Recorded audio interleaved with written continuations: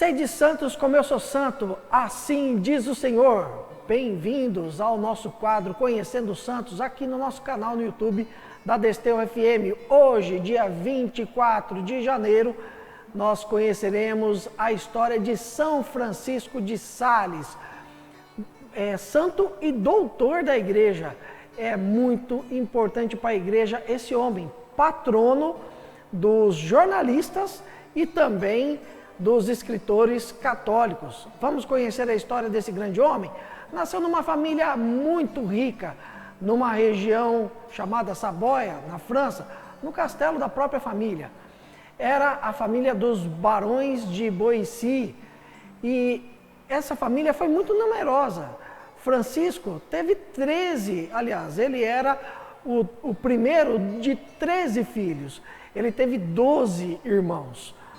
E ele, como sendo o primogênito mais velho, ele seria o herdeiro de toda aquela fortuna e também daquela família com muitas posses, muita honra e um nome de nobreza. Ele foi estudar nos melhores colégios, estudou em Paris, estudou retórica, filosofia, teologia e, a pedido do pai, foi para Pádua para estudar direito. O pai dele queria que ele levasse uma vida de jurista. Quando ele voltou para a terra natal, concluídos seus estudos, tinha 24 anos de idade, já sua família havia preparado toda a vida futura para Francisco. Já tinha feito os votos para um casamento com uma moça muito rica e nobre também da sua cidade e também já tinha arrumado para ele um cargo como senador de Saboia. Mas Francisco, principalmente nos seus últimos tempos de estudo em Pádua, começou a nutrir uma vontade muito grande de se entregar totalmente a Deus. Ele queria ser sacerdote, queria ser padre. E ele tinha um tio que era padre, que era o cônego da catedral. E esse tio foi falar com o pai dele, falou: olha, o Francisco tem uma vocação muito bonita para ser padre. Logo em seguida, poucos meses depois, o capelão da catedral acabou morrendo. E por intermédio desse tio de Francisco, ele conseguiu que esse seu sobrinho fosse indicado para o cargo.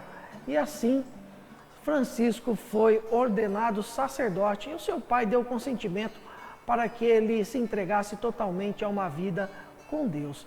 Assim foi, mas o seu pai nem fazia ideia que aquele seu filho seria um dos grandes santos da Igreja Católica, padroeiro dos jornalistas e também dos escritores, que realmente revolucionaria a forma de devoção a nosso Senhor Jesus Cristo e a Nossa Senhora.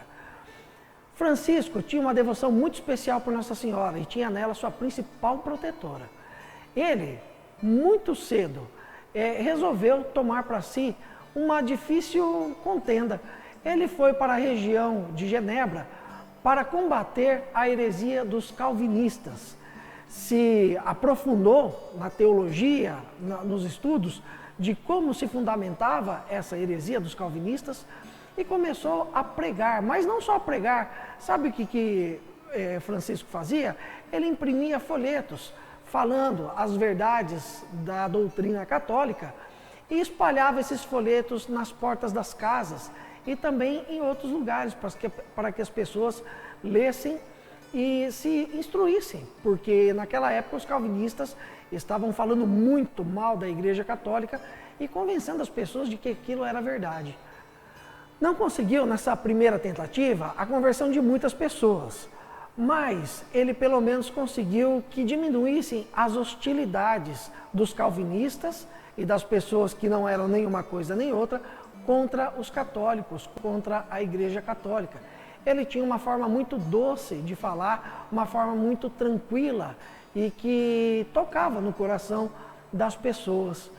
Depois, logo em seguida, com todo esse trabalho dele e com os estudos que ele fazia, com os escritos que ele começou a fazer, logo ele foi chamado para ser bispo auxiliar de Genebra. E quando ele foi sagrado nesse cargo, ele começou uma nova investida para combater a heresia, catequizando as crianças, catequizando também adultos. Ele construiu escolas e também começou a atender as pessoas, a conversar com as pessoas, indo fazer visitas pastorais muito frequentes. Dedicava muito tempo da sua vida a escutar as pessoas, a conversar com as pessoas, e começou a ser um exímio diretor espiritual e também um exímio confessor, buscado por muitas pessoas. Vinham pessoas de toda a Europa para escutar o jovem bispo príncipe. Diziam assim de São Francisco de Sales: o príncipe bispo ou o bispo príncipe, por causa da sua genética, da sua origem na nobreza francesa. E assim, nessa segunda tentativa, Francisco começou a converter muito mais pessoas. Muito mais pessoas deixaram a heresia do calvinismo e voltaram para a doutrina católica naquela região. 3 anos depois dele ser sagrado bispo auxiliar, ele assumiu como bispo definitivo, com a morte do seu bispo, que era o principal bispo de Genebra. E assim, ali, naquele lugar, ele conheceu uma pessoa que foi muito importante para a sua vida. Uma senhora chamada Joana de Chantal, Joana Francisca Chantal. A nossa conhecida Madre Joana de Chantal, que também futuramente foi canonizada, também foi santa. Ela se tornou amiga de Francisco, e a gente conhece a história de São Luís Orione, que diz: você quer ser santo? Seja amigo de um santo. Pois aí, ó, Francisco foi amigo de Joana, Joana amigo de Francisco, e os dois foram santos.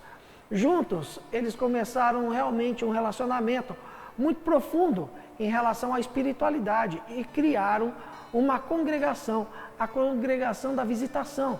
As congregadas dessa congregação depois foram chamadas de visitandinas e tiveram como Madre Joana de Chantal a sua principal superior. E ela, junto com Francisco, escreveram todas as regras dessa congregação, que olha só que coisa diferente.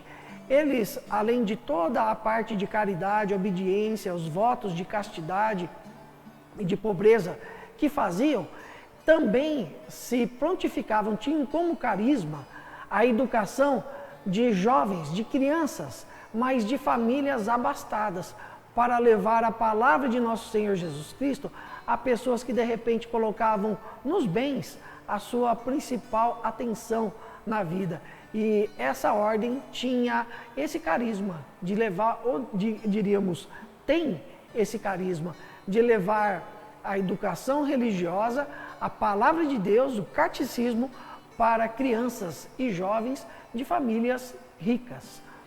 Assim, passou-se o tempo e Francisco, além de todas essas obras que realizava, de construir escolas, de construir hospitais, igrejas, atender as pessoas, ele também escreveu livros maravilhosos.